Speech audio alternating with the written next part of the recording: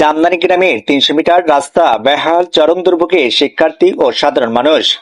রংপুরের পীরগঞ্জ উপজেলার ১৩ নং রামনাথপুর ইউনিয়নের জামদানি গ্রামের মধ্যপাড়া এলাকার প্রায় ৩০০ মিটার দৈর্ঘ্য একটি গুরুত্বপূর্ণ সড়ক দীর্ঘদিন ধরে বেহাল অবস্থায় পড়ে রয়েছে। চেয়ারম্যান মেম্বার কোনো ভূমিকা নেয় না বাবা।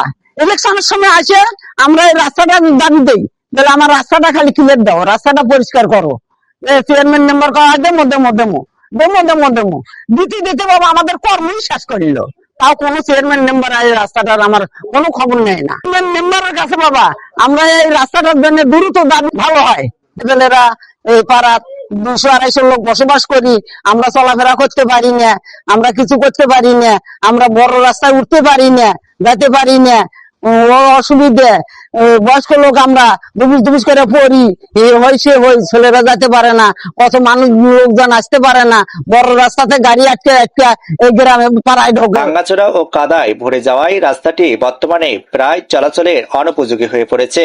ফলে প্রতিদিন চরম ভোগান্তির শিকার হচ্ছেন স্কুল কলেজগামী শিক্ষার্থী, সাধারণ মানুষ, ভ্যান চালক, অটোরিকশা চালক সহ পথচারী।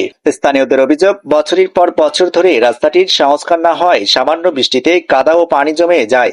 বাত ব্যথা, প্যারালাইসিস কিংবা আর্থ্রাইটিস, আধুনিক প্রযুক্তি ও অভিজ্ঞ বিশেষজ্ঞদের সমন্বিত চিকিৎসার নির্ভরযোগ্য নাম ডিপিআরসি। নামে দিতে চাই পানি, কিন্তু দুই সাইডেই লোক বলে যে পানি নামে দেওয়া যাবে না।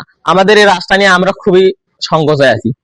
আমাদের এই রাস্তা যদি চলাচল করতে যাই, আমরা যদি বাজারে যেতে যাই বা স্কুলে যেতে যাই, সাধারণ শিক্ষার্থী যারা আছি, তখন আমাদের কিন্তু শরীর মাখা হয়ে যায়, তখন আমরা স্কুলে ভালোভাবে যেতে পারি না, পোশাক নষ্ট হয়ে যায়। যদি সাইকেল নিয়ে যাই তখন তো আরো সমস্যা। সাইকেল যদি এই জায়গায় নামাই তখন একেবারে ধোয়া ছাড়া কোনো উপায় নেই, তখন আমাদের অনেক ক্ষতি হয়ে যায়। তো আমি বলতে চাই আমাদের এই রাস্তাটা দ্রুত মেরামত হোক। আমরা চেয়ারম্যান মেম্বারদের বলি, কিন্তু তারা কোনো পদক্ষেপ নেয় না এই রাস্তার জন্য।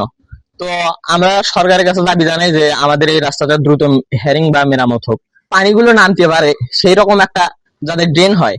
এতে ছোট ছোট শিক্ষার্থীদের স্কুলে যেতে কষ্ট হয়, অনেক সময় পা পিছলে পড়ে দুর্ঘটনারও শিকার হতে হয়। অসুস্থ রোগী বহন, কৃষিপণ্য পরিবহন এবং দৈনন্দিন যাতায়াতেও দেখা দিয়েছে চরম দুর্ভোগ। ৩০০ লোক এই রাস্তা দিয়ে চলাচল করে, সেটা দ্রুতভাবে মেরামত করার জন্য দাবি জানাচ্ছি আমি। এলাকাবাসীর দাবি, এই রাস্তাটি শুধু একটি গ্রামে নয়, আশেপাশের এলাকার মানুষেরও গুরুত্বপূর্ণ যোগাযোগের মাধ্যম। তাই দ্রুত সংস্কার না হলে জনদুর্ভোগ আরো বাড়বে। তারা সংশ্লিষ্ট সরকারি কর্মকর্তা, স্থানীয় প্রশাসন এবং জনপ্রতিনিধিদের জরুরি ভিত্তিতে রাস্তাটি পরিদর্শন করে দ্রুত সংস্কারের উদ্যোগ নেওয়ার আহ্বান জানিয়েছেন। স্থানীয়দের প্রত্যাশা, জনগণের দীর্ঘদিনের এই দুর্ভোগের বিষয়টি গুরুত্বের সঙ্গে বিবেচনা করে দ্রুত রাস্তাটি সংস্কার কাজ শুরু করার প্রয়োজন।